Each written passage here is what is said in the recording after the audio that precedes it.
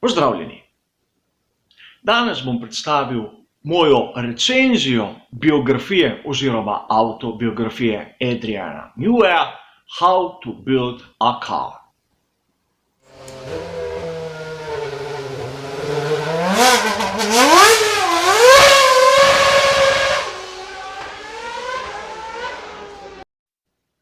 In brez skrbi. Nočem vam pokvariti užitka pri prebiranju te zanimive knjige, s tem, da bi vam povedal vse skrivnosti. A vseeno, poglejmo, zakaj gre. Gre prvič za biografijo ali avtobiografijo. Namreč na koncu knjige posveti stran Adrian Neway vsem tistim, ki so mu pomagali v svojem življenju. In tu se dotakne tudi tistim zaslužnim za nastanek te knjige. In posebna omemba gre Andrewu Holmesu, se pravi tistemu, ki je v resnici napisal to knjigo po pripovedi Adriana Newaya. Torej, tudi če jo ni fizično napisal on, je on tisti, ki je vir vseh zgodb in vseh podatkov. Dolgo je tam okrog 400 strani, razdeljena v 77 poglavij plus epilog. Te so kratke, tam okrog nekaj strani, tako da si lahko vsak vzame čas in prebere eno ali dve, kadar ga je volja. Vsa ta poglavja so združena v skupine in tisto, kar je nas najbolj navdušujoče, je to, da so te skupine imenovane po tistih projektih, kjer je bil Adrian Neway praktično udeležen v svetu motošporta.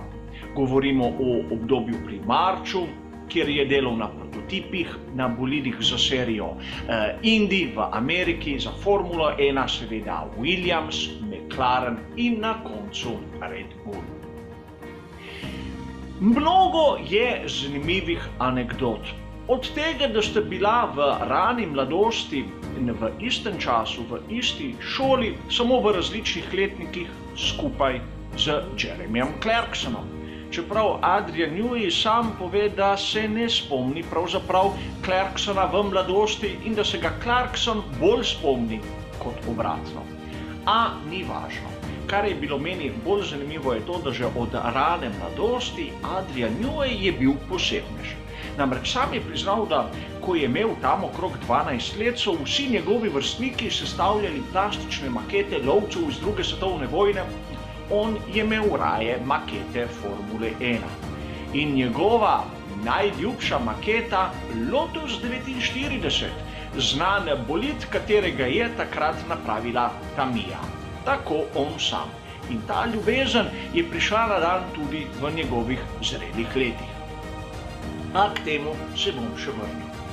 Kar se tiče zahvale, me je ganilo, koga se spomnil kot tistega najbolj odgovornega za to, da ima danes Adrian Neway tako uspešno kariero. In to nihče drugi kot Harvey Postlethwaite. Znani Doc Harvey ga je povabil na razgovor, takrat, ko je Adrian Neway po fakulteti pošiljal svoje projekte, ideje in prošnje malce naokrog. Rekel si je, zakaj pa ne, usedel se je na svoj motor Ducati 900 SS, moder in srebrn, ter se odpeljal takrat na sedež ekipe Fittipaldi, kjer je bil Doc Harvey zaposlen. Ko ga je videl Harvey, je samo vzkliknil: "Glej, jaz imam pa Moto Guzzi, mi daš en krog?" Se usedel na njegov motor in odpeljal, po besedah samega Newaya, na neizmerno dolg krog. Ko je prišel nazaj, sta šla v pub in se pomenila. In od tu je nastala neka legenda, katera sicer ni napisana v knjigi, da nekdo, ki vozi tak motor, mora delati na aerodinamiki, ker ljubi hitrost. In seveda, Adrian Neway se je zahvalil tistemu, ki mu je prvi dal zaupanje, možnost, da je postal tisto, kar danes je, kajti ukolikor ne bi imel tiste priložnosti, bi se svet obrnil drugače. In kar je še zanimivo, kar sem dobil v drugih člankih, je to, da je Adrian Neway se je naučil voziti tam star okrog 11-12 let v družinskem Mini Cooperju, čeprav tega v njegovi biografiji ni omenjenega. Omenjeni pa so mnogi družinski avtomobili in tudi njegovi osebni, kateri je kupil kasneje. Rad ima tiste klasične avtomobile v originalu in kar me je najbolj presunilo, to je, da ne pove samo letnico, znamko, model, ampak tudi registrsko tablico. To nam pove, kak je njegov čutenje do avtomobilov, kako jih smatra kot neke vrste umetnine in tudi nekako pokaže njegovo mišljenje izven tistih ustaljenih okvirjev, kar vidimo pri mnogih prigodah.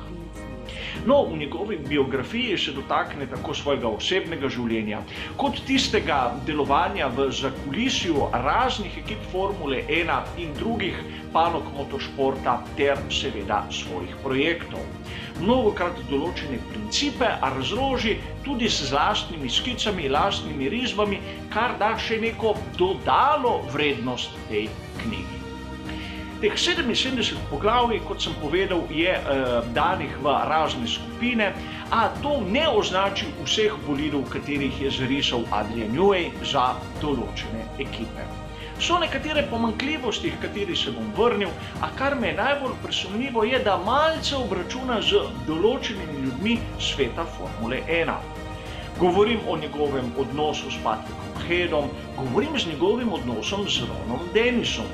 In seveda tudi zato je zanimiva knjiga.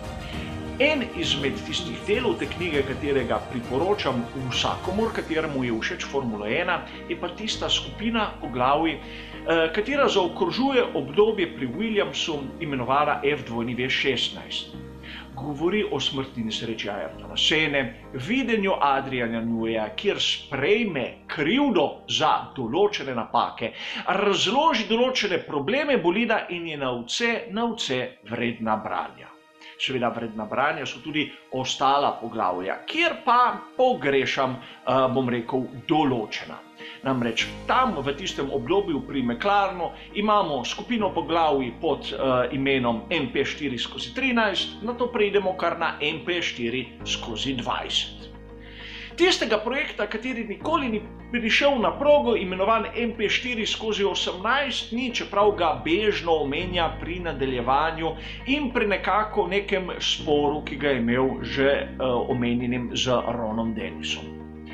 A to ni tako važno, tudi pri Red Bullu omenjam delovanje v zakulisju, naprimer spor Vettel-Weber in tako naprej. Helmuta Marka, da ne boste v skrbeh, tudi omenja nepogosto in ne spušča se v kakšne polemike. Ampak kar je zanimivo, je tudi to, kak odnos ima Adrian Newey s svojimi vozniki. Na začetku svoje kariere je bil tisti inženir na progi in razume potrebe voznika in to je skozi celotno svojo kariero skušal tudi vgraditi v bolide, bolj ali manj uspešno. In kar sem opazil, da tisti, kateri so bili mu prirasli nekako k srcu, so pogosto krat omenjeni v tej biografiji, drugi pa le bežno, zato ker morajo biti. Naprimer, en tak, ki sem ga pogrešal, da bi bil bolj posredno omenjen, je naprimer Alain Prost. Namreč tudi pri Williamsu imamo poglavje F-14, potem gremo na F-16. Tistega 15 pravzaprav ni. In seveda, v vsej zadevi je treba razumeti, da gre videnje, ki ga ima Adrian Newey, kjer pove, kar hoče povedati in ni treba, da nam laže določene stvari, seveda je dovolj, da izpusti. Kar je zanimivo na vsej knjigi je tudi na koncu slovarček določenih tehničnih izrazov, kjer na simpatičen in enostaven način razloži določene pojme, za kaj gre, tako da tudi oni, ki niso pravzaprav vešči teh tehničnih izrazov, razumejo, za kaj gre. In najbolj me je presunilo, ko sem prišel do izraza downforce, aerodinamični oprijem. No, Adrian Newey pove, da če hočemo razumeti ta pojem, v resnici moramo prebrati celotno njegovo knjigo.